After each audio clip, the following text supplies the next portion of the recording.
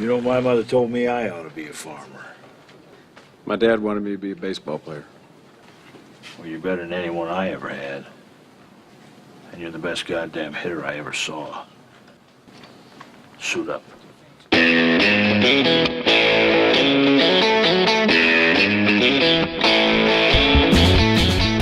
Hello and welcome once again to the Cine-Files, where each week we enter the world of a great film. We explore its themes, its history, its filmmaking, and the influence it has on us today. My name is Steve Morris. I'm a filmmaker and directing instructor in Los Angeles, California. Hello, everyone. I'm John Roca. I'm a voiceover artist and host of numerous shows here in Los Angeles, California, including this one. That's right. Yes. And today we go deep into a film that, to me, is about America. Yeah. Because you cannot separate America and baseball. They go together. Almost as much as you can go back in time.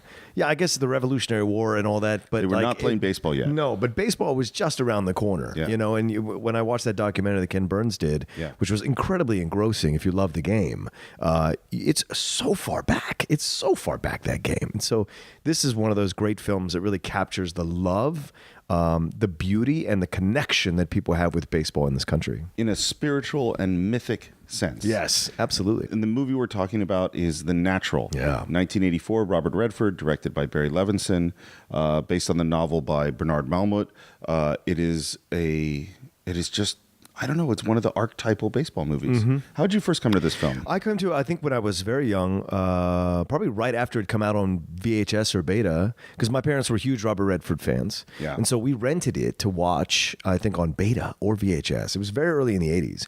And I remember watching it, and I just was in love with the film, in love with the story. And it was just at the time when I was beginning to understand adult themes and adult matters in movies. Right. You know, you have the Barbara Hershey stuff, you have the love connection, you have Glenn Close standing up as the lady in white, you have all these things that go through. And I was also beginning my love of sports. And so it just kind of hit at the right time for me. And it's always been one of my favorite sports films, bar none. It's one of mine too. Yeah. And it's funny, it has those adult themes, but they're handled in such a delicate way. Yeah. That if you're a kid and you're not quite cluing into all of it, Right. then it's just a beautiful baseball story. Right. For me, I think I saw it in the theater. I'm not sure. Okay. But for me, with a movie like this, like, I can't separate baseball and fathers. Yeah. You know? Oh, yeah. And like there's just something about baseball. And I feel bad for my mom because I've talked about my dad several times on this show.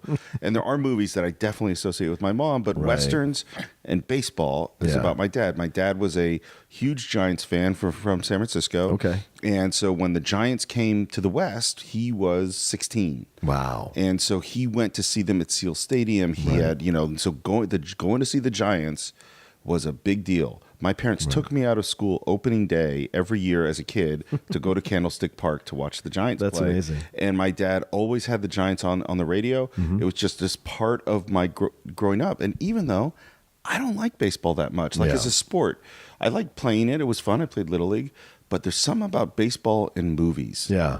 I think maybe I said this before. To me, it's one of the two best sports for films. Yeah, absolutely. The other one being boxing. Yes. Boxing and baseball make for great movies, and there are great movies made out of other sports. And this one, to me, along with Field of Dreams, I think captures the essence of how I feel about baseball and fathers and America and the mythology of traditional feelings more than any other movie I can think. Well, it's Americana, isn't it? I mean, Yeah. this particular version of The Natural itself is Americana, is really baseball as Americana. The way that Barry Levinson shoots the film through the haze, through the softer lens, through all those kinds of things. I mean, the slow motion that he has when he chooses to use it, the sun behind Robert Redford when he's about to pitch to the whammer. All these things bring back that mythology of baseball from that time, which we feel existed at that time. You know, the good old days, that whole phrase of the good old days. Yes, it was when we had Negro leagues and there was segregation. So maybe it wasn't the good old days, but people remember it as that kind of nostalgia that really echoes within a lot of people for generations. Well, and I think that's what's neat about this movie is it contains both the Platonic ideal of the mythology, and some of the dark side to the story as well. Absolutely. And so it doesn't say there's no corruption. It just says let's believe in this ideal. Well, you know? when we get to Robert Redford's character, I discovered so much more watching it again for this podcast than I had remembered from before. Like, I think I forgave him more than I should have. And as I watched it now as a man in my 40s, I was like, oh, you kind of brought all this stuff on yourself. No, and you almost did it again. Well, that's exactly the point. Right. I mean, so let's back just a little bit, because we definitely have to get into that. That's true.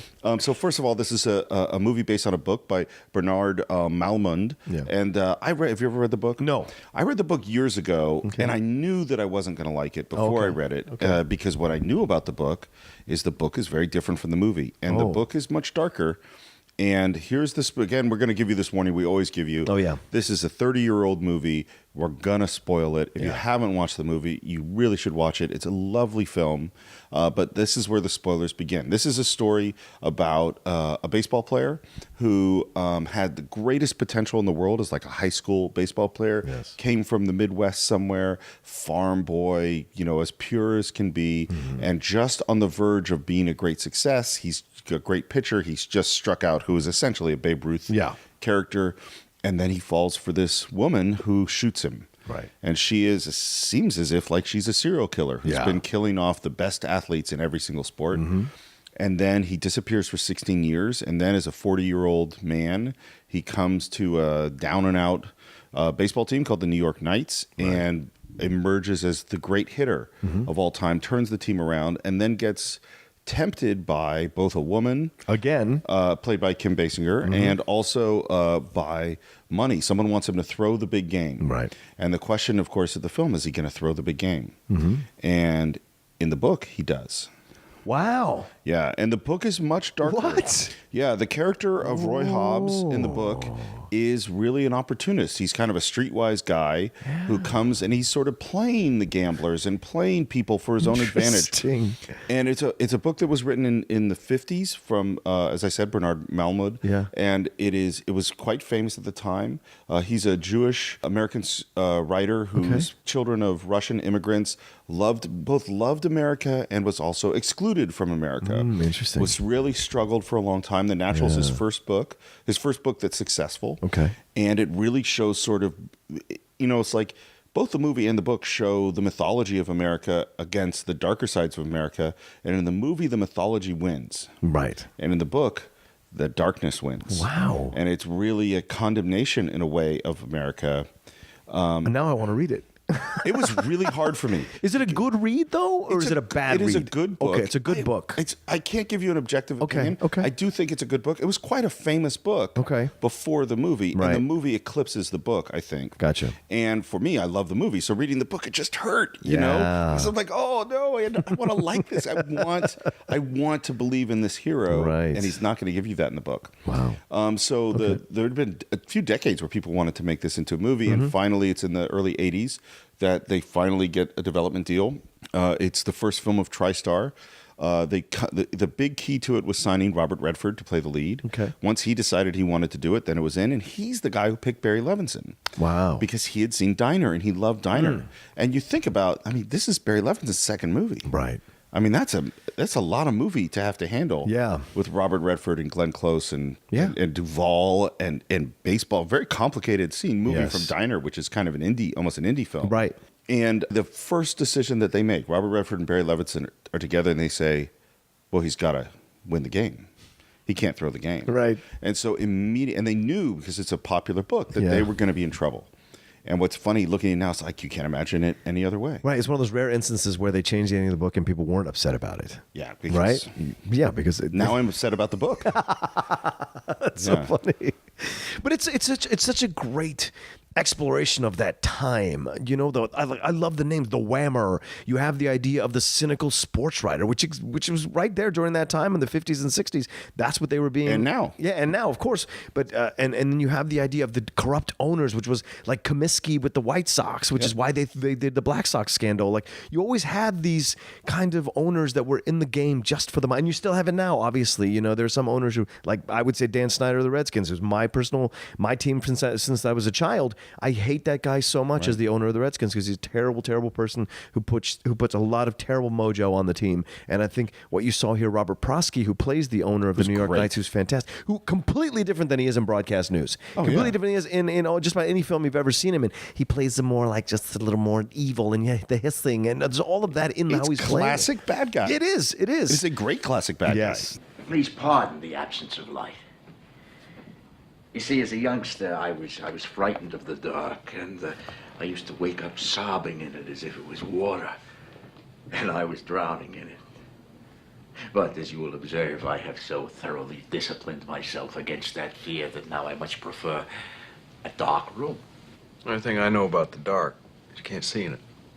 A pure canard. What's a canard? A prevarication. What does that mean? A lie. The whole idea of the lights, like being in the dark all the time, all that thing, and then Darren McGavin, who's great. What a turn away from Christmas Story, playing such a kind of an evil guy, like a carny, an evil carny almost. You know, and manipulative. And by the way, he's uncredited. Oh, is he really? Yeah, he's uncredited. Wow. Yeah. So what happened was they cast everybody else. So weird, isn't it? They cast everybody else, and one of the things that happens in the casting process is all of the agents are angling for credit within the film, and there's different meanings. Like you'll watch and starring this person with this person, and also starring this person, introducing that person, and all of them are jockeying for position. Whose name goes first? Whose name goes last? So, for instance, it's really good to be first, and it's really good to be and starring blank at the very end. Not so good to be in the middle. Everyone doesn't want to be eclipsed by somebody else. And all of that stuff had been negotiating when Darren McGavin came on. And finally the decision was, screw it, no credit. What? And what was interesting was apparently that did really well for his career because everyone went, wait, where's his credit? Who's that? Wait, who's that guy? Who's that guy? And so suddenly he gets more work from being uncredited than maybe he would have gotten with the credit. He's had great. An interesting career, by the way. Oh yeah, The Night Stalker, Christmas Story, all these weird things that he shows up in. He's so good. He's never not good. Oh yeah. And you get Duvall, who is a huge star at this point, right? And they were really worried about getting him because they're like, oh, is he going to take this supporting part? Yeah. And Duvall seems to be a guy. It's like you give him a good role, he's going to come in, and he's great in that He's part. so spectacular as this part, and because you kind of don't like him. But he's an interesting character. Like you can't take your eyes off him. The way he speaks, even the 1, 2, 3 strikeout. He just does a strike 3 and he goes, "You're out." Like the surprise in his mind that this actually happened was so well done. Well, let's talk about that moment in the story. So let's back up a little bit. So the story is Roy Hobbs. Yeah, and Roy Hobbs. Roy Hobbs, and he's the young up and coming pitcher. And by the way, can we talk about the fact that they're in their 30s playing 15-year-olds or 18-year-olds? And so they do obvious. They do, and it's so fun because I remember when I was a kid, it didn't bother me at all. And now I'm watching, I'm like, man, they're really in the shadows there. They are. Glenn Close is a woman. That is not a teenage girl. And there's this, you meet Roy Hobbs as a kid, and he's the great pitcher. And then there's the really lusciously romantic American pastoral, guy with a girlfriend on the hilltop in the shadow. And he's going off to the big leagues. To the Mets. Yeah. And there's this moment where she takes him by the hand, and they're in the barn, and she says, "It's okay." Yeah. And they move into the shadows in the barn. And that is beautiful storytelling. That's how you make love without showing it. You get it. Well, I don't know that I got it at, 13. No, exactly. I didn't get it at 13. But watching it now, I'm like, oh, they're saying they are now going to have sex for the first time. They're both losing their virginity. Right. And it's lovely and romantic and sweet. But once again, it's Americana. It's Americana. It's Absolutely. how they view lovemaking back then. Right.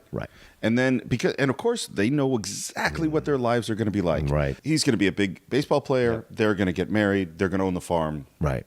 It's obvious. Right. And of course nothing's going to happen that way because Roy on a train meets the Whammer, who's essentially the Babe Ruth. Yeah. We meet Barbara Hershey, who's this odd, beautiful, mysterious woman. Woman in black. And they're at some train stop, and there's a carnival, and the Whammer's hitting home runs, and Roy Hobbs is throwing strikes, knocking down milk cans, and there's a challenge of, I bet Roy Hobbs can strike the Whammer out in 3 pitches, and you have the first of our really amazingly beautiful sports set pieces. Absolutely. Just seeing the way everybody is dressed, then seeing the contentious nature of both the Whammer and then Roy Hobbs when he says, "Hey, watch your mouth, mister." Like, he is going back at Babe Ruth, who is the #1 star in the world at this point. Like, essentially, Babe Wood is standing in for Babe Ruth. Yeah. And we're going to I want to talk about that, but I want to say one thing first, which is the film is beautifully shot by Caleb Deschanel, who is Zoe Deschanel's dad. Yes. And also cinematographer for The Right Stuff. And the film takes a tremendous use of what's called magic hour. So magic hour, for those of you who don't know, is that time when the sun is just starting to set. And anytime you're out photographing or something and the sun starts to go down, now's the time to take pictures because everything looks great. Right. But really hard to shoot in because it doesn't last that long. No. And the light is constantly changing. So if you want to shoot at magic hour, you got to be ready and set up and shoot it. And they have those shots, particularly that slow motion shot of him pitching that is just lush and gorgeous and golden and perfect. And that's the first really, really good shot of Redford where you can really see him clearly. And yeah, he's old, but Redford is a really beautiful man. Yes, he is. He really is. And that shot, he looks great. But then the way he pitches the ball and the slow motion shot of him throwing that last ball, just fantastic. And the reaction by everybody.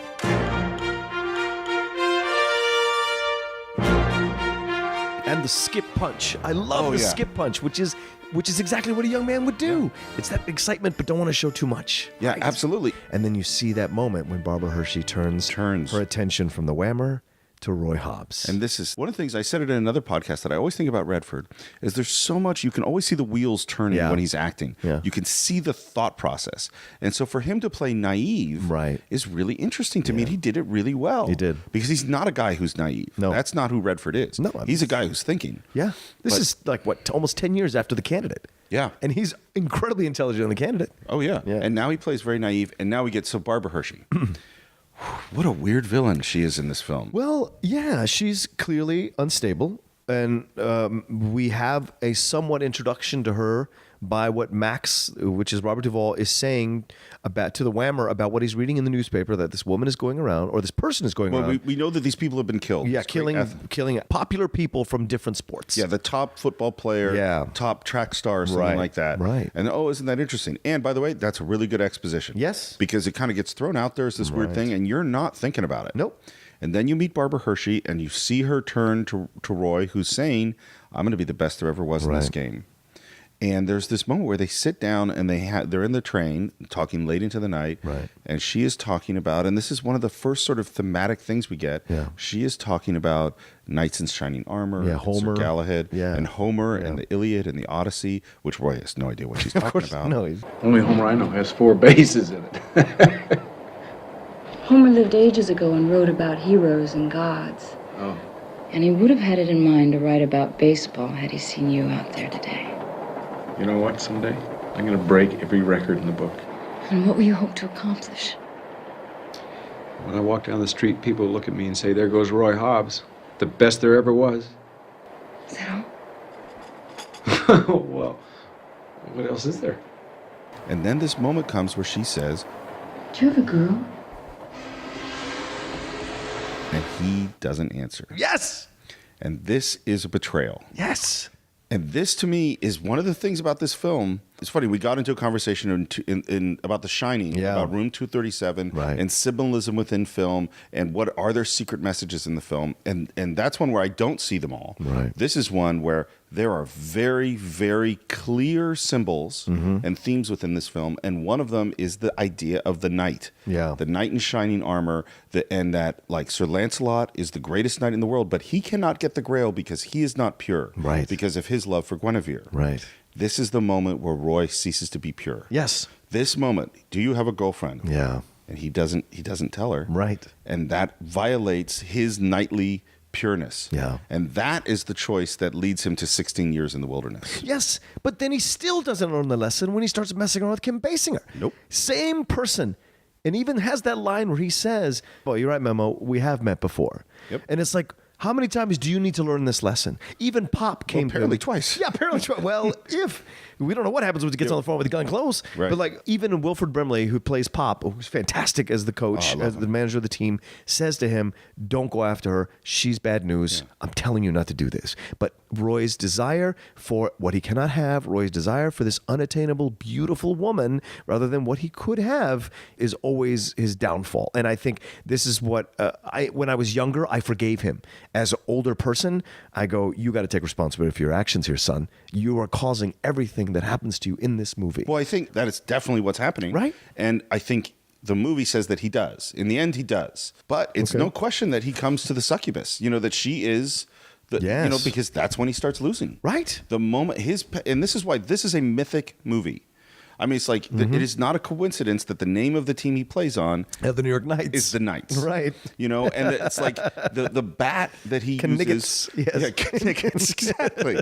The bat that he uses. That after his dad died, a lightning bolt hits the tree, and he carves the bat out of the smoldering heart of the tree that symbolizes his father. So great. I mean, like this is That's as his sword. Excalibur exactly as you can possibly get, and then lightning becomes a symbol throughout the thing. Right. They wear lightning bolt patches on their arms. Yeah. When he needs to summon his mystical power, lightning starts striking from the sky. Right. The explosion of the lights. I mean, this is a mythical movie. Yeah. And when he starts sleeping with Memo, his power is sucked away by the succubus. Yeah. And it is very clear that he is repeating the same sin that he had to start paying for. And he says a line, "Some things you never start paying for." Some mistakes you never stop paying for. Yeah. Steve Morris, that line has been in my mind since the day I saw that movie.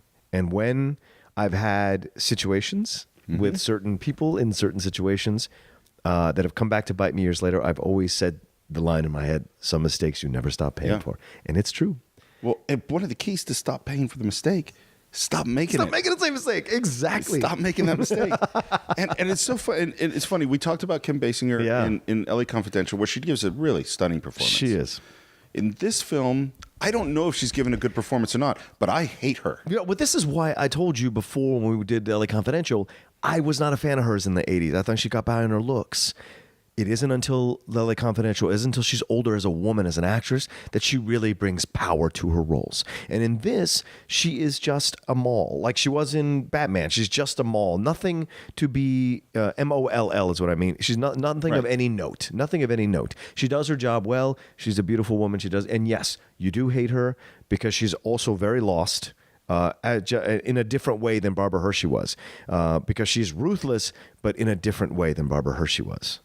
But she does perfectly fulfill what is required of her for the role, because her performance is kind of weird and awkward and sort of stumbling and nervous. And I'm like, is that weaknesses in in Kim Basinger's acting, right? Or is that weaknesses within the character that she's actually acting quite well? Well, compare her to Barbara Hershey. Barbara Hershey's at the same age at the same time. Sure. And there's more power in but that's what's doing. Necessary for that character. Right. I just don't think Kim at that time would have pulled off what Barbara Hershey could do. My gut is that I agree. No, I totally agree with that. But I also go, well, this goes to casting. Maybe they just cast her perfectly. Absolutely. For where she was at that point to do the thing that was required. Agreed. Because the minute she shows up, you go, no, it's a bad idea. Don't do this. Right. Like we don't. And what's funny, it's funny. So back in the story, now 40-year-old, weary, worn out, Robert Redford, Roy Hobbs, shows up at the losing Knights team, coached by Wilford Brimley, who, as you said, is great. So good. And Richard T. Farnsworth, who is great. Loved Richard Farnsworth, Just unbelievably great actors, and they're just put upon.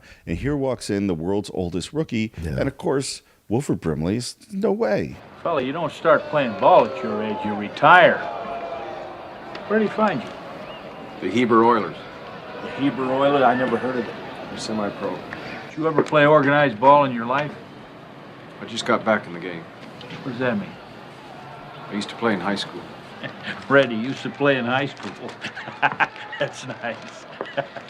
Scotty Carson signs him up.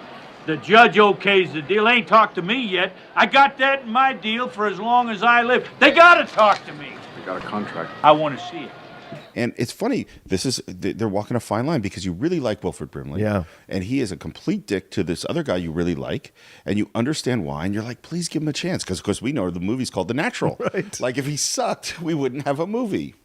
But he's really not cool to him. And there's Yeah. this moment where he's not going to let him play. He's not going to let him practice. He's suiting up every day. And they have this fantastic montage where they're losing and losing. And you have the psychiatrist. It's so great. Losing is a disease as contagious as syphilis. It's just so... And finally, Roy walks out, and they have a fight. Yeah. And Wilford Brimley says, I'm sending you down, Hobbs. Class B ball. Tomorrow morning you go to the Great Lakes Association. Okay, you make the rules. That's right. That's right. And you ain't been playing by him. All these other guys play by him. Don't you remember signing a contract? Yeah, I remember signing a contract to play ball, not to be put to sleep by some two-bit carny hypnotist. I won't do that. You're going down. It You took hear me a long time to get here, Pop. I won't do it. I can't. I came here to play ball. Batting practice tomorrow. Be there. I have been. Every day. That's power. Yeah. That's not giving Nope. an inch, and still, but still understanding that you're accepting what he's telling you. And again, Redford is sincere. He Yes, has that he is. ability to just say, this is what I'm speaking from my heart. Yeah. And he has wisdom that he's brought with him. He has the power of truth. Yeah. The other thing he says, and maybe it's not in that scene, but he says, you play me, you get everything I got. Yeah. Now, and I was thinking about, because that's a thing you hear all the time. Like if you watch any pregame thing for any show, every athlete says, I'm going to give 110%. They can't, my heart is so big. They all say these things. And it's not that they don't mean them. No. But then I thought about, what's the difference when hearing that from a 40-year-old guy? Yeah. Because when the 40-year-old guy says, I'm going to give you everything I got, that guy, when Redford says it, Yeah. you feel the 16 years of pain it took him to get here. Absolutely resonates. And Yeah. you're like, yes, he is going to give everything he's got. Yeah. And Barry Levinson, he's such a deft director in this film. And by the way, so we should talk a little bit about Barry Levinson. Yeah. We didn't talk about it before. You know where he got his start, his first screenwriting gigs? No. Mel Brooks. Oh, He that's wrote great. High Anxiety. He wrote Silent Movie. He did a bunch of writing in the 70s, and then Diner, and then to this, and had been a performer a little bit on stuff. And he's also one of those guys who has just an unbelievably great run of films for a few years.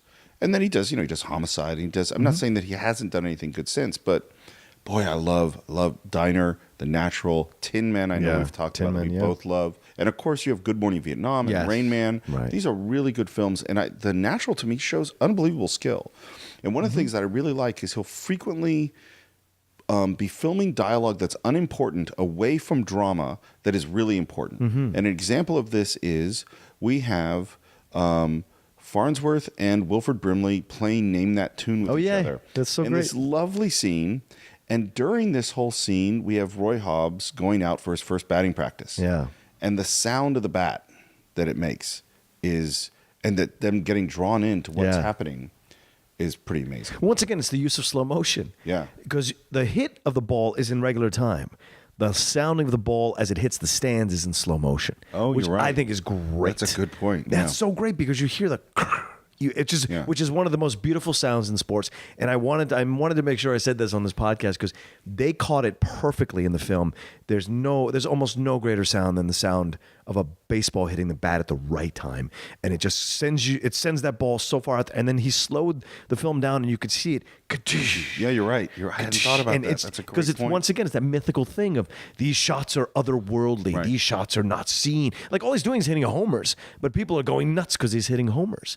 What was everybody else hitting? But there's a distance and a magic to his homers that they have not seen. Well, and they do it beautifully with sound design, and I'm sure this was something they talked about. Yeah. Is like, I know that when they made Raiders of the Lost Ark, they spent a lot of time trying to figure out what does Indiana Jones's punch sound like. Right. And it must sound different from everything else. I am sure in this movie they said when Roy Hobbs hits that ball, it doesn't sound like anybody else hit the ball. Yeah, because the bat is not a typical bat. He made it himself, and I love that they go through that whole sequence, like old 1940s film, movie time news, where they measure the bat and weigh the bat and everything like that, and to approve it. And that is great because that lets you know the wood is different. It's not the same kind of wood. It's homemade bat, and there's a once again a mythical thing in that for not just us watching it as an audience, but what you would think the audience that are in the stands in the movie. Right. You know. Well, and this is is that if you think about a home run in baseball, Yeah. it's a fairly boring thing if you remove it from the emotion of the game. Mm-hmm. Like if you watch, Michael Jordan dunk the ball. Yeah. That is an amazing thing to watch, even if you don't care about basketball. Mm-hmm. If you watch a ball fly 300 yards and land in some seats, that actually isn't that exciting. What makes it exciting is your emotional connection to the game. You know what I mean? And understanding the drama of the moment. It's not like watching a great gymnast do 3 flips in the air. You know what I mean? Well, I would say yes and no, Steve, because I would argue that the hitter matters. Like Reggie's form, Reggie Jackson's form, when he hit a homer was one of the greatest things ever. You're right. And I think other people hit homers is not that big of a deal. But if there's a way that a certain hitter looks when they hit the home run that just adds to the mythical nature of it all. Well, and I think what you make actually exactly the right point. You're totally right, because it is the batter. Yes. And it is the bringing down to the minutia, the examination of the moment. And this is why I think baseball is really the greatest sports to make films about, is because baseball comes down to small moments. Yes. And those small moments are very clear. Like when you think of the greatest moments in a football game, like to me, it's that great run. Yeah. And it's a lot of things. There's blockers, and there's someone picked up this block, and then he spun here, and then he moved there, and there's a lot of stuff. If you think of baseball, the greatest moment is it's the hitter and the batter, and it's anticipation, and it's slow, and it's all coming down to, is he going to hit the ball or not hit the ball? It's not complicated.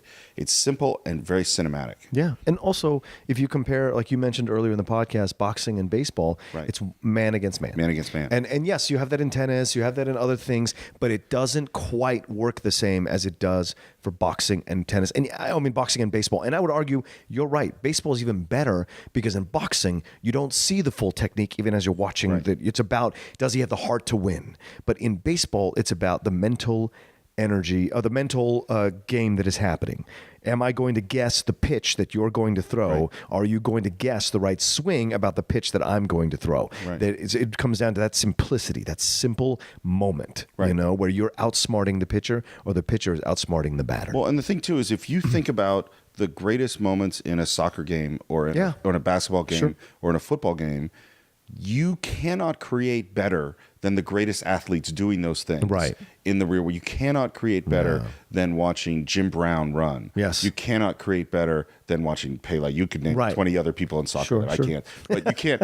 So I picked Pele. Like we're literally the world's most famous soccer person of all time. It shows the extent of my knowledge. But anyway, because we can't get an actor to do what those people can do. And I hate when they try because it never works. Right. It's really, really hard. But in baseball, you can. Yes. In baseball, you cannot have a moment filmically as good as what you can do in a film in real life. Yeah. Because you get the slow motion. And this is one of the things, again, this goes into a sort of a filmmaking idea. One of the things I thought about quite a bit is that the power of editing is that you can extend time or compress time. Yeah. And frequently we compress time because you really don't want, if I have to walk a mile, you don't want to wait 10, 15, 20 minutes to watch a character walk a mile. Yeah. You're going to have them walk that mile in 10, 20 seconds. Yeah. So you're going to compress time, but you also are going to extend time. So one of the things I looked at, his last at bat, at the end of the game, 7 minutes long. Wow. Yeah, because they're extending time so for every moment to look at every single detail, so that it extends time in this way that every moment becomes important, And so and that's a really powerful thing. And the amount of time they must have spent shooting that last sequence is insane. But it's also believable. If you've ever watched the final at bat, it goes forever. It can go forever, right? Like I was watching the Kirk Gibson home run from the 1980 or 81 World Series, where they in the first game against the A's, bottom of the ninth, comes out of the dugout. It's a 19-minute long video, from when the first person gets on base to when Vin Scully starts talking about, or I think it's Jack Buck starts talking about Kirk Gibson and the stuff that he's going through and walking out into the, stretching out and shaking the dirt off and doing everything. And by the time he gets to the batter in the box, it's like 7 minutes. And then he starts it. And it's foul after foul and the strike and full count. It's just fantastic. But that's also, once again, Steve, the mythical nature of the game within itself. Even now, you see even now, like when we're recording right now, it's 3-2 in the World Series. Who knows if the Cubs are going to come back and win again in 2 games in Cleveland? That would be mythical in itself, And like what happened with the Cavaliers earlier this year, coming back from 3-1 in Golden State. That it's mythical in that fact. And it gives us inspiration inspiration. Like that's the people who don't watch sports to me are like aliens to me because I don't understand it. I don't understand how you can't watch sports. Sports is drama. Sports is theater. Sports is this. And it comes ready-made with real people, real stories, real characters with real flaws and real amazing characteristics and qualities. And so when people don't watch it who are big into theater, who are big in film, to me it's mind-blowing to me that you don't understand sports. Well, to me, it's funny because it's to some degree it's my diatribe. I apologize. Well, this is one of the reasons I wanted to do this with you is because I know you're a big sports fan. I really am. And it's funny. I think I rejected baseball as a fan because my dad was so much of one. Right. But I do get sucked in. And last night we're at a party. The game was on. Yes. And so this is there's one point where the Cubs have the bases loaded. Yeah. And I was like, oh my God, this is the moment. Right. And I had this thought as I'm watching it. It's like, when I was a kid. And I was playing Little League. Yeah. I always fantasized about being that guy that's up, 2 outs down, bases loaded, bottom of the ninth, which again, why baseball is so filmic. Because you can come to a moment where this is what it's about. Everything was come to this. Right. And I'm watching this guy, and I'm watching the pitcher and the batter in this moment, and I went, oh, I don't want to be one of them. Yeah. That looks horrible. It is. The amount of pressure and the knowledge that you're sitting there and going, oh, this is the moment of my life. It's theater. That's what no question about it. 90,000 people in the stadium looking at you, and going, millions of people around the world. Are you going to mess up the lines or not? Yeah. It's amazing. But But the thing is, when I'm going to play, I'm pretty confident I'm not going to mess up those lines. And not messing up those lines isn't that hard. Gotcha. Do you know what I mean? When you have to hit a ball, right, 90 miles an hour, a thing that the greatest people in the history of the world do at best 1 out of 3 times of at-bats. Yeah. And it's like now it's down, you have 1 pitch left, you have 1 strike left.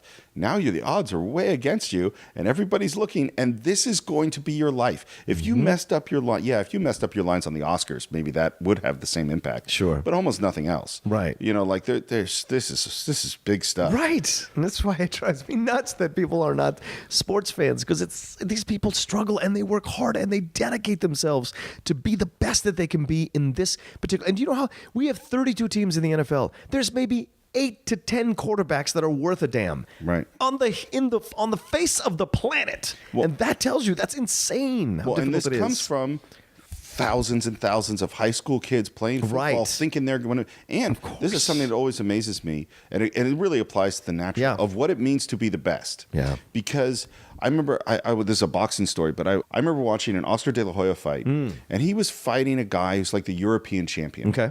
And, at the beginning of a boxing match, they always have the thing where they go, here's this person's history. So right. show De La Hoya's history. And then they show this European guy's history.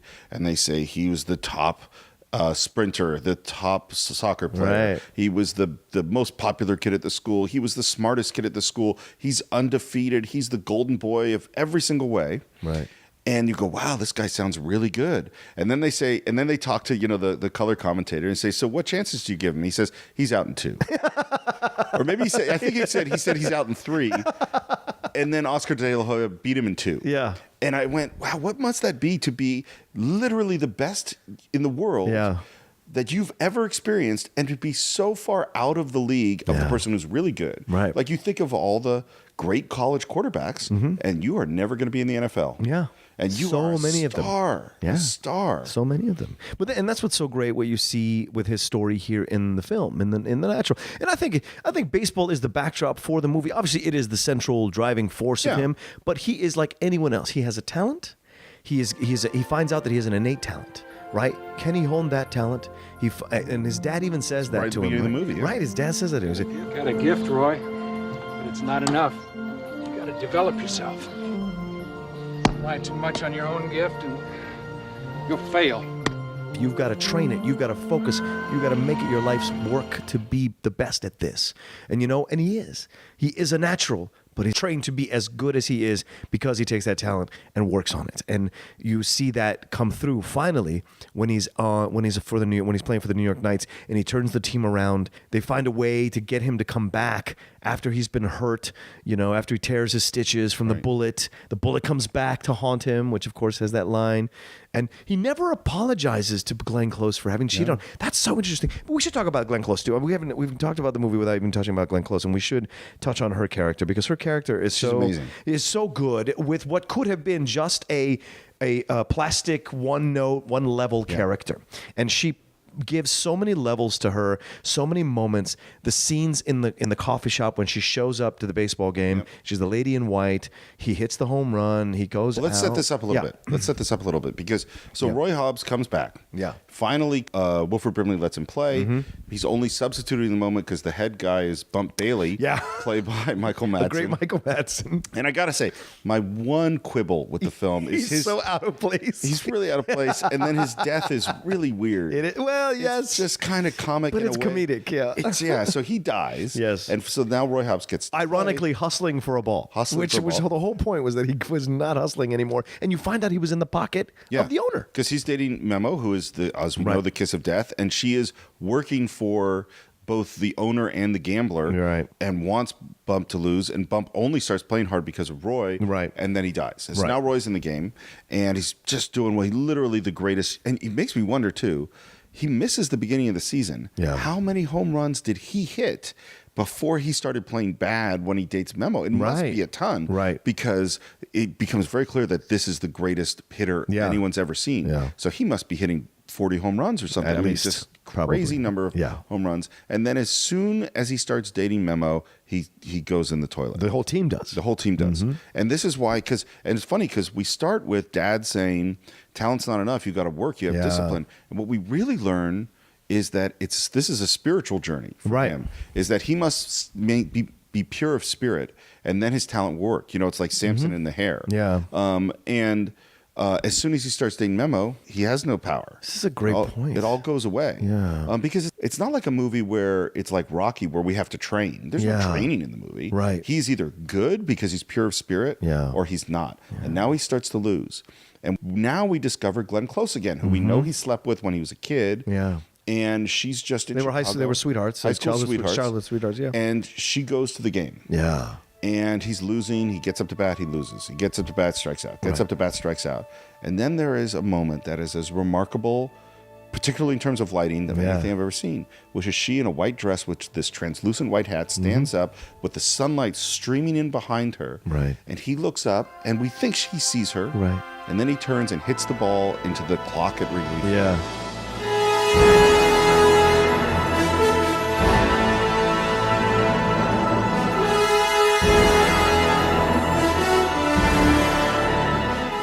Yeah.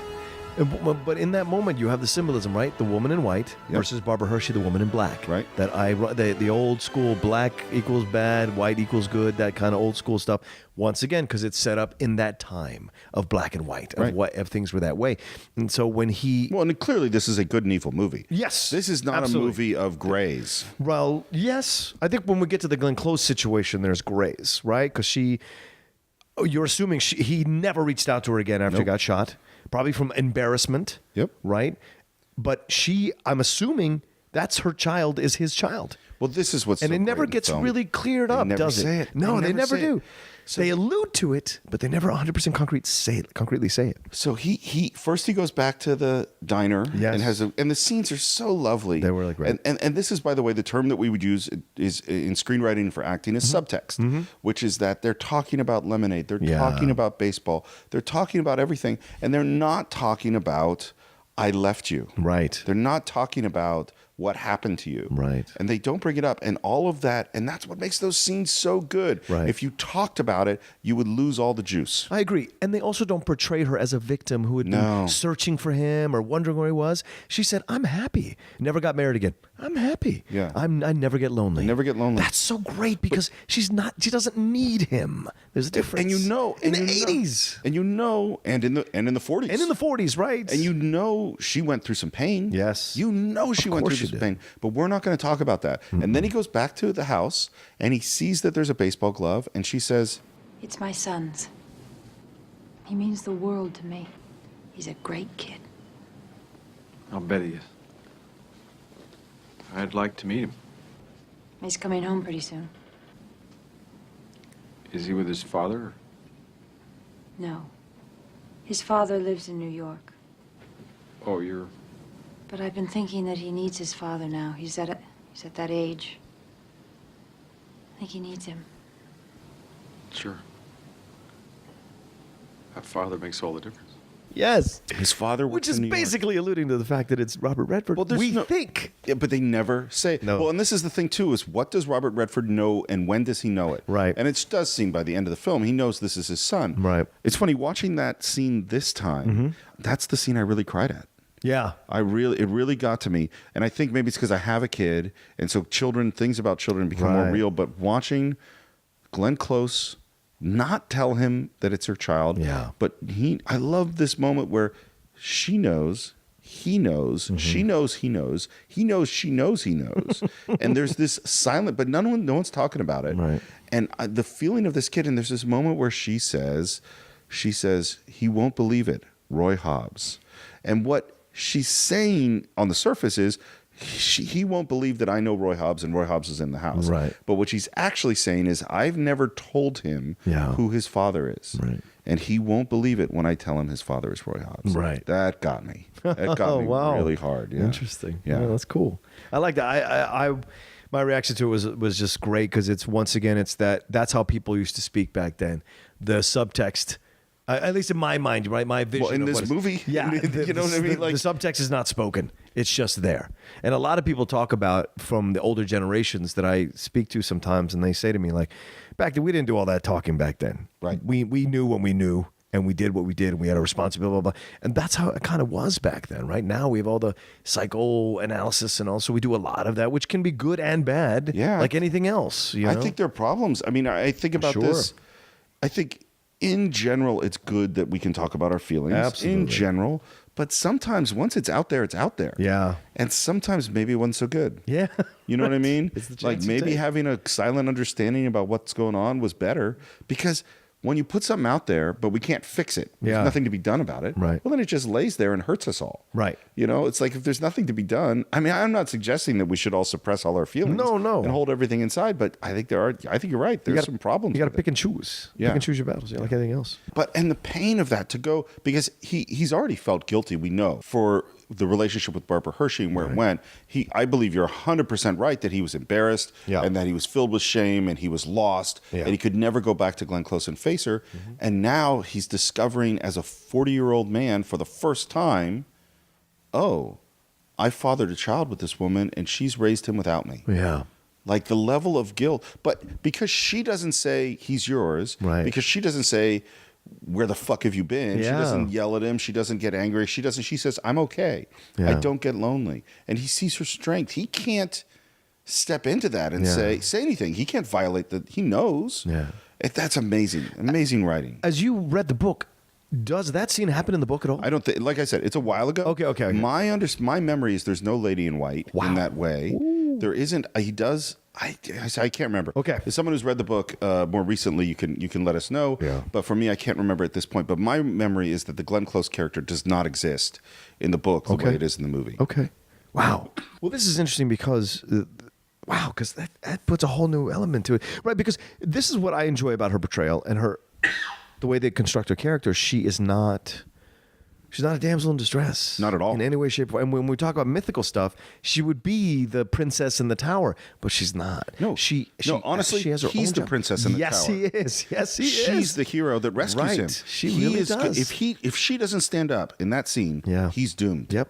And that's why he says come. Yeah. And that's what and what happens when he is in the hospital? Who Right. comes and rescue him? Right. She does. And she understands him. And she brings so let's get to this part of the story. Yeah. He starts hitting again. Memo, her job is to sleep with him and control him and to help him to lose. Right. That is what She's a cooler. Yeah, essentially. Yeah. And that is what the judge and Darren McFadden, the gambler, Gus, are trying to get him to do. Yeah. And there's this great scene, by the way, where she's on the phone with him and he's just seen Glenn Close and she is talking to him and says, no, I'm at home in my negligee and thinking of you. And then it ends up that Gus, the gambler, is just sitting there watching her. Yeah. And she lies. She has to make it look to Gus like she still has control of this guy, which she doesn't. Right. And then we're at a party when they're winning. They've just made it almost to the pennant, I think. Yeah. And there's a party at Memo's house. And then Robert Redford gets sick and gets rushed to the hospital. And every time watching it, I go, because there's one moment right before where She poisoned him. Does she poison him? Yes, she poisons him. Well, this is what I'm never sure of. Oh, I'm absolutely sure. When she says, take this, eat this, it's her poisoning him. again, it's subtle. I think that's what's happening. I'm telling you that's what's happening. There's no subtlety in my mind. I'm telling you that's what she did. Well, and this is not a coincidence. Is that how intelligent do you want to believe your audience is? And in this movie, they go, these people are intelligent enough to figure it out. If they don't, it's okay. And the if they said, I'm going to poison him, and you see her put a pill in it, and then she does that, it would not be nearly as interesting of going, wait, did she poison him? Yeah. And the same things like, oh, it's your kid. Yeah. Is not as interesting. Or it's okay. Or when she takes him into the barn. It's okay. And this goes into, one of the most important rules of writing is show, don't tell. You're right. And show, don't tell, which is deep, deep stuff. The more I think about it, the older I get, it is what the real thing to me is create it so it's active in my mind, in my imagination as the viewer. Don't tell me, don't explain it to me straight up, because then it's not active. Right. Yeah. Anyway, so he ends up in the hospital, and he wants to, and he is essentially told, if you play baseball again, you will die. In a maternity hospital. In a maternity Because that was the closest one for him to get to. Closest one there. Yeah. And the team is losing without him, and he's got to make this decision. Do I play? It could mean my death. Right. And of course, the judge and Gus and Memo want him to not play. Right. And the judge comes and offers him, again, it's a reference to the Chicago Black Sox scandal. He says, I think $10,000 is the going rate. I'm going to double that. Here's $20,000. Because $10,000 is what they gave to the Black Sox. Right. And he's left with this choice. And Memo says what you think a loving woman should say is, baseball's not worth it. Yeah. This is your life. You're crazy to think that you should play. And what Glenn Close, she comes, again, she's the hero. Yeah. She comes to rescue him. She doesn't say that. Nope. She completely understands why he wants to play. Yeah. But here's the thing. Why is he still talking to Kim Basinger? Why is he still talking to Memo if he has this thing developing with Glenn Close? What is he doing? And this is an interesting thing to strip apart. I totally agree, yeah. Is it a misogynistic thing because of the time we were in the 80s, we were okay with seeing this guy play both women at the same time, or we were okay with this? We would not see this now. We would not see this now. We would want him to have resolution with the evil one before we would allow as an audience to accept him being visited by Glenn Close's character. Glenn Close's character is so strong, so powerful in the whole film. She is a constant. And is so good that when you see him still messing around with Memo, he doesn't learn his lesson until she shoots the gun later. I almost cussed. I'm sorry. She doesn't. I already swore it. Yeah. So Okay, fine. the little explicit tag is already on the podcast. She says he doesn't learn his lesson until she shoots the gun. When he goes back to give the money back to the owner, says he doesn't want to be part of it and doesn't want to throw the fact that he took the money at all, I guess, is an allusion to what happens in the book, that he actually does throw the game. And so the fact that he even considered it, to me, is insane to watch in this film, because nothing leading up to that moment makes you believe that he would do it. And yet he takes that money at least for a night to consider it.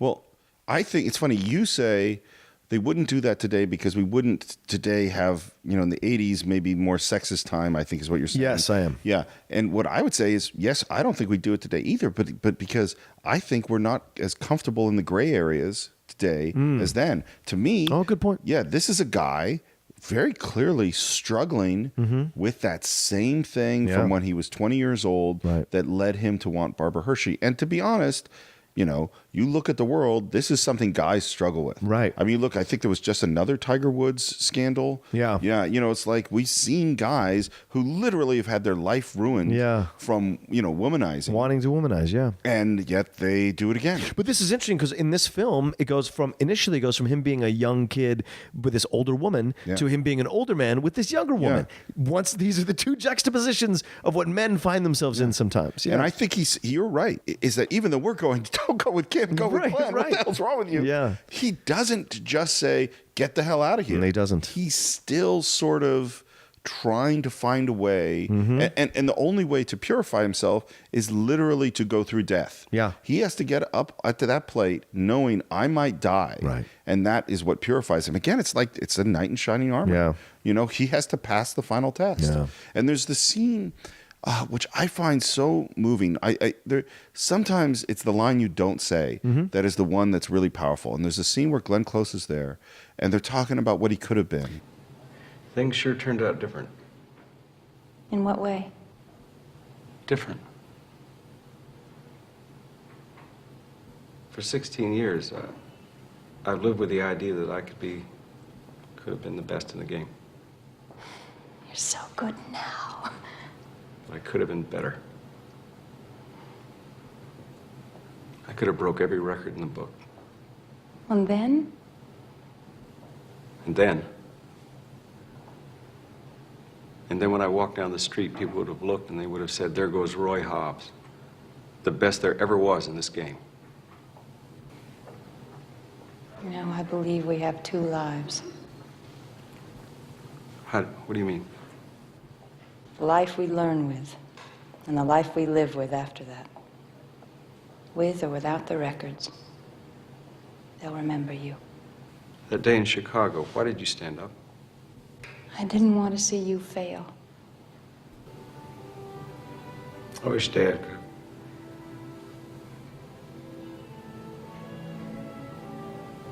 God, I love baseball. I started crying. Oh, Yeah, I have never cried at that moment ever, but I think it's because both of us have lost our fathers now as we're older, and that moment made me cry. I'd forgotten about his father dying in the film earlier. In the film. It had been so long since I'd seen it. I'd forgotten how his dad died in the film, and so that affected me. But it wasn't until he said that. Yeah. Because It's that unfinished moment. every man as they get older, when they've lost their father, misses their father in certain moments, and especially in moments of great decision, because they were always a counsel for them. Yeah. And when he has that moment, I just started crying. It was such a great. I had to pause the Blu-ray because I was crying so hard because it was such a beautifully well acted moment. Oh, yeah. And you're right, Steve. What he says, God, I love baseball. God, I And love baseball. And that is the finish. That is Right. I'm not going to say the thing. Yeah. But we have a sense of what the thing he was going to Yes. say is. It's funny, even before my dad died, that moment always got me. Oh, wow. Oh, yeah. Okay. Always got me. And I Interesting. think to me, and this is why, because even before my dad died, I knew that dad was connected to baseball. Mm-hmm. Yeah.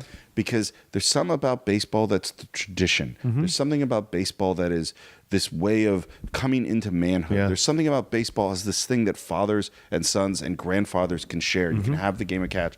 And there's something about baseball, at least for me, that was always incomplete. Yeah. You know what I mean? Oh, yeah. Like I can remember as a kid, my dad worked really hard. Mm-hmm. You know, he worked six and sometimes 7 days a week. He had an optometric practice. He was Yeah. always in the city.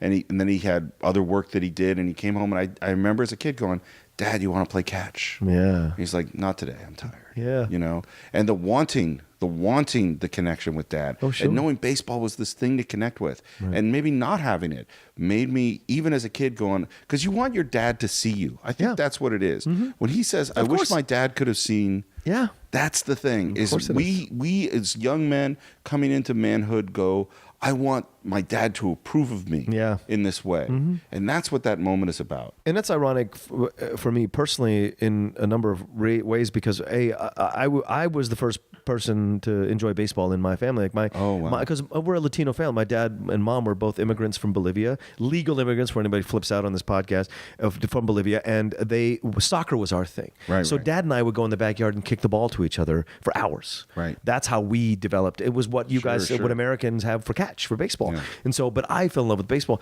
But the correlations are the same. sport is It's the irrelevant. The same. correlation is what matters, right? And what you said, this idea of having your father see you, yeah, it's so powerful, that moment. And we only get it when you're older. You only get that moment when you're older, I think, for real. You only really get the power of that moment when you're older. And for me, this is the most ironic thing. My father would be so proud of the man I am now, but it took him dying for me to become the man I am now. That's what's so insane to me. That's what's so, like, such a great, colossal, in a way, cliche, but also a truth. Like, the man I am now, my father would be so incredibly proud of. And this was the man I was trying to be while he was still alive, but I couldn't. I wasn't there yet. And it took his dying to grow me the fuck up and understand, you know? And so that's what's so great about that moment. It hit me. That's why I cried, because I was like, I get it. Well, this is why we have myths. Yeah. We don't have myths because I'm going to go fight a dragon. Right. We have myths because myths are symbolic of our journey into adulthood. Yeah. Both men and women. And this is, if you read Joseph Campbell, if you read The Hero's Journey, Hero with a Thousand Faces, Yeah. this is what it is that we have to go through the trials. Yeah. And because we have to go from the child to the adult. Yeah. And as the adult, I remember when my dad was dying and I was like, oh man, this is the real grown-up shit. Yeah. Now I'm dealing with, and as you grow older, you start to go, I don't know if you've had this experience where you kind of go like, oh, now I've done that. Yeah. Now I've done the dead parent. Now I've done this one. Now I've had the close friends get to the divorce, or now I've been around I've had the serious health issue. I've had the, like, oh, that's what this is like. Yeah. And it's very different from how you look at it as a kid. And as you go through that, and you're like, oh, I'm taking on adulthood. Yeah. And it's funny that it actually takes, I hadn't thought about it quite this way before. Even though Roy Hobbs comes into that ballpark as a man with great experience, much more experience than the kids he's playing baseball with. Yeah. He doesn't become a man till the end of the movie. No, right, exactly. That is the moment of manhood, you know? Yeah, because he like you said, he has to go through death to be reborn, which is ironic because he's in a maternity ward. It's like little quiet symbolism of being reborn. You know, he's being reborn as a man. Oh, I hadn't thought about that. Yeah, of course. Oh, that's great. Of course, it's all there. Like to me, it was like, oh, this makes the most sense because it's ironic that it's a maternity ward. It's ironic, but he has to be reborn, right? To be who he was supposed to be from the beginning. And I think it has to go through these trials and tribulations as our hero would go through to achieve the ultimate goal, which is when he hits that ball out of the ballpark and when you see the lights. It's such one of the most iconic moments in film ever to have him hit the ball into the lights.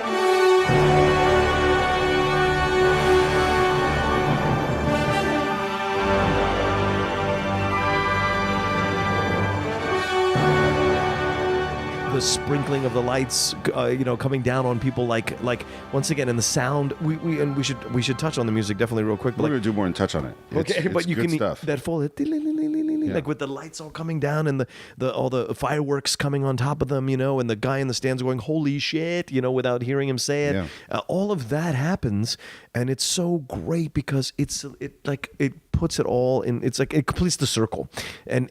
Who knows if they win the World Series? I think he never comes back to play baseball after that 1 year. I think he goes and builds his life. I don't think he comes back after this hit. Yeah, absolutely. I think this is it. Absolutely. And it's such a great way to go out. Well, and that moment, first of all, it's a 20-minute game. Yeah. It's 7 minutes of build of just that at bat. Yeah. It is all of the details of all the characters, the fans, moving from oh, by the way, do you know who the announcer is? Bob Costas. No. It's Barry Levinson. Oh, how great. Yeah, they were trying to and it's mostly improv. That's him just improvising. Wow. All that Goodbye, Mr. Spalding. Yeah. And Welcome to the Majors, Mr. Hobbs. And that's Barry Levinson. Levinson? Yeah. He did a great job. Really great job. When he talks about the Nebraska farm kid coming up to pitch, once again in slow motion, Levinson does that. It's so great. And that's his parallel. Yes. Because he's now facing the young version of himself. Absolutely. And I think that ball hitting those lights is among the top 5 great climaxes, moments. To me, bigger than the Death Star exploding. Wow. Like, it's so cathartic. I would agree with you. Now, I had to think, I'm going to hesitate a little bit on what I just said, because I can't go back to when I was 9 and saw Star Wars for the first time, which might have been the greatest movie orgasm moment. But does it still affect you in the same way? And I think this still does. This still does. Yeah. This still does. The build to this is so powerful. Yeah. And let's talk about the music. Okay. So the score is Randy Newman. He had barely done anything in terms of film scoring before this. Right. He had scored a couple of movies. Yeah. And Randy Newman, if you knew him in the 70s, was this guy who did these kind of weird, short people, funny, like how am I supposed to feel about this sort of songs? He was like a alternative singer-songwriter guy. Yeah. And Barry Levinson is the guy who wanted to hire him. The studio was like, how could this guy possibly do this movie? Randy Newman didn't think he could do the movie. Wow. He thought this was way out of his realm, and he was terrified. Wow. Yeah, and because he had the big orchestral sweeping, and there's nothing sarcastic about this music at all. Nope. It is straight up American, hopeful, swelling orchestra. 40s, 50s stuff. Yeah, and there's one day where they're in the editing room, and Randy Newman's like 2 doors down, kind of working on the score, and they start to hear this theme, da-dun, da-dun, da-dun, coming from the sound, and Barry Levinson goes, well, if that's our theme, this is going to be good. Oh, wow. And it's one of my favorite soundtracks in the world. Absolutely. It is so good. It sweeps you up. It sweeps you up into the moments of the film. Yeah, absolutely. Yeah. And even when they're on their streak and they're winning all the games, all that is just great. Just great. You get caught up in it. You're like in the joy of it all, you know. And the dun dun dun dun yes. dun dun.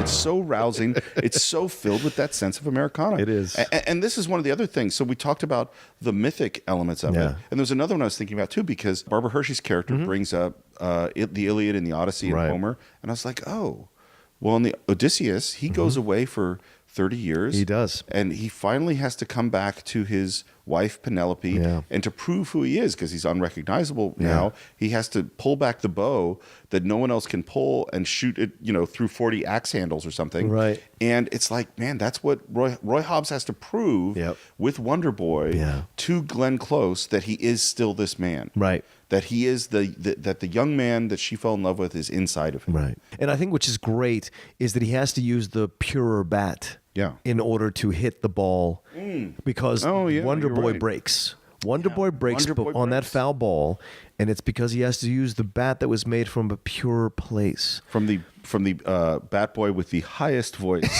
It's like, dude, I hope you went through puberty after this, because that is But it's so great that he has to use that bat that they built together, because it's the legacy. He's passing on the legacy, and it makes the most sense. And that's part of how the movie is filled with these American moments, with the cards and the kids and the newsreel footage and all of these things that harken back to what really wasn't a better or purer time. Yeah, right. But we can romanticize it. Of course. And this is one of the things that's in the film too, is the difference between the pastoral America and the city America. Yeah. And the pastoral America is perceived as pure and bucolic and beautiful and wholesome. Right. And the city America is corrupt and violent. And now, I don't agree with those things. I think we're all messed up and all good. Yes, and of course. But those themes still exist within America, and it's played beautifully here. Yeah. I mean, like, even with when we first meet Robert Duvall, who we have to talk about more, and Whammer on the Train, they are the corrupt city folk. Yes. And Roy definitely is like, you can't talk to him like that. Yeah. He's a mister. Because he is the pure country folk. Yes. And Barbara Hershey, she's city folk. Well, and that's why she comes off in the way that she does, right? Everybody who he encounters from the city initially is rejecting of him, right, and judging of him, right, and or wants to use him. Yep. Yeah. And what does Wilford Brimley want to be? He wants to be a farmer. Yes. I should have been a farmer. It's so great. All the stuff with him is so good. I should have been a farmer. I should have been a farmer. My mother, my mother begged me to get out of this game, but I didn't listen. And then there's that moment where Wilford Brimley, at the end of the movie, when Roy's going to come back, Wilford Brimley says, my mother told me I ought to be a farmer. My dad wanted me to be a baseball player. Such a great moment, man. It's a great end of the circle from when he started not playing him at all to where he admits that in such a pure way. It's so great. Yeah, it's a really satisfying movie. Yes, agreed. Okay, Duvall. Yes, Robert Duvall. He's a fascinating scoundrel, I think, in this movie. Yes. And I hate him. Do you hate the character, or you hate Robert the character? Duvall? No, I hate the character. He's such a jerk. I hate and like him. You do like him? Well, in the sense that we've talked about liking certain villains. Oh, right. Yeah, fair enough. I mean? Yes. Like, I enjoy him on screen. Oh, yes. He's great on screen. And there is a scoundrel purity about him, because he does care about the story. Yes. He really, and when we see him draw the strikeout of the Whammer, right, and we go, oh, now he's found a new story. Right. And there's this great line, which I feel like I brought up in another podcast, where Roy Hobbs says, did you ever play the game, Max? Yeah. And he says, no, but I make it a hell of a lot more fun to watch. Yeah. And that's a really fascinating sort of... That's the classic player versus writer argument that we still have now. Kevin Durant is doing that now with the Warriors in the NBA. He is going after all the writers for coming after him from going to Golden State. Right. And so it happens all the time. It's because these writers are not athletes. And so a lot of these players get really mad at them judging them.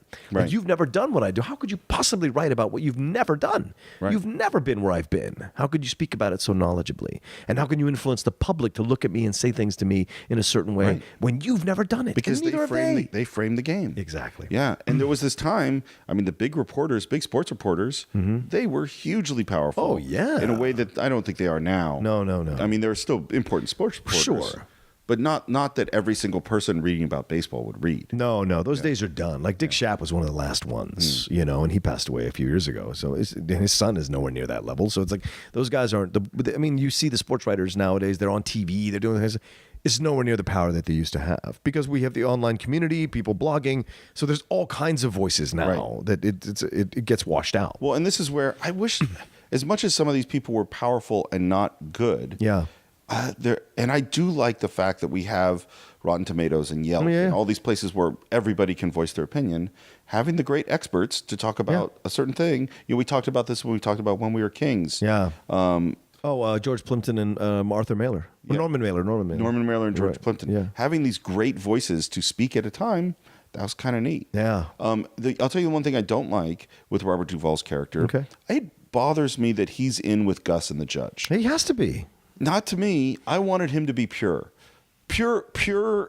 self-interest in the sense of I'm after the story. I didn't want him to be after money. But you can't turn a fan base against the team without having a sports writer in your pocket to write stories that you pay him to write. That's true. That's what they were using him for. And No, I that's what agree. he willingly took the money to do. I understand. I wish that he had just been separate. If it helps you feel any better, I still think it would have been a cynical jerk from the beginning. He's just getting paid to do it, even more than what he's getting paid by his employer at the newspaper. I think he's still a cynical, pure jerk. I think he'd have written these stories anyway. Yeah. I think he was. I like the money. I like the guy who's just. I'm trying to write great stories. Yeah. I wish it had been. It seemed unnecessary to have him in that one scene. Yeah. And introduce him to Gus. Yeah. Like I don't feel like that was necessary. Okay. It's just me. Okay. It's just me. It's just me. All right. But one thing I do want to say is I like that he gets his comeuppance with the foul ball into the glass. Oh, yeah. With the hitting him, Roy Hobbs hitting the baseball to hit him while he drops the camera. He does get his comeuppance a number of times in the movie. One last thing I want to say is I love the fact that this is one of those movies where they find these character actors to play members of the team, and they're so natural. Oh, yeah. Like Hoosiers, so natural, and they almost none of them work again. But they're so good on the team as players and believable, and you buy into what they're doing so well. Well, one of the things they said is they really tried to cast people who could play baseball. Yeah, which well, is there you hard. go. And we'll put this down to legends of behind the scenes stories. But they say Redford could really hit the ball. But you usually hear this when you hear sports movies. I would like that to be a separate TV segment we do in the 80s. Legends of behind the scenes stories. With some terrible super that comes up in yellow. Welcome back. In 1934, a behind-the-scenes video was made before there was even video. It was remarkable. Ronald Reagan could really run the ball. Yeah. And Newt Rockney, All-American. Great. I mean, anyway, all right. There we go. So, but final thoughts? Final thoughts. Yeah, I mean, the love I have for this film can't be quantified by words, and it was great to revisit. What about by numbers? It's definitely top 5 sports movie, maybe top 3, top 2, maybe even top 2 sports movies. Yeah, wow. Possibly. I mean, it's up there for me. I like Field of Dreams, but Field of Dreams loses a little bit because you don't actually see a game. I don't. Yeah, I think Field of Dreams. It's almost not a sports movie. Yeah, it's a great movie. It's no criticism of Field of Dreams, right? But it's not. They're not having. It's about the myth. It's about of father baseball. and son. It's about. All the stuff we talked about. Yeah. About mythology and father and son and tradition and America and pastoral. That's all in Field of Dreams. And what isn't there is sports. Yeah. And so I would, if you haven't seen the movie in a while, I would encourage you to go back and watch it, especially after how we talked about it. Really sit down and enjoy it and let it wash over you again. Remember it as you used to watch it, but then watch it again with these different eyes, because I think the great movies you can always watch over again at different times in your life and get different things out of them. And I think this is definitely one of them. And I certainly did. So I couldn't recommend this highly enough. And it's just one of the most perfect love letters to baseball I've ever seen on film. Yeah, it's definitely worth watching, and I think that looking at this view of America and looking at this view of the mythology of America is really great, because we live in a really cynical age, and maybe every age is really cynical. I don't know, but it certainly feels like we're in a dark place, and looking back and trying to find that connection to what America is supposed to be, and to find this is a spiritual movie. Yeah. This is a movie about power and truth coming from goodness. Yeah. And this is about a character who goes through hard times and comes out the other side. And this is about a team that goes through hard times and comes out the other side. Absolutely. And this is about a family that goes through hard times and comes out the other side. And that the hopefulness of it is something we need. We need a lot of this right now. Yeah. Because it's not a very hopeful moment. No. Yeah. And so it's worth watching again. It's worth shedding a tear. It's worth putting that soundtrack on your way to work. Absolutely. And feeling a little better. And maybe you can get a little lift in your shoe and start looking at this world like there's a little more hope than there was before. I like that, Steve. All right. So that is it for this week. We will see you next time on the Cine-Files.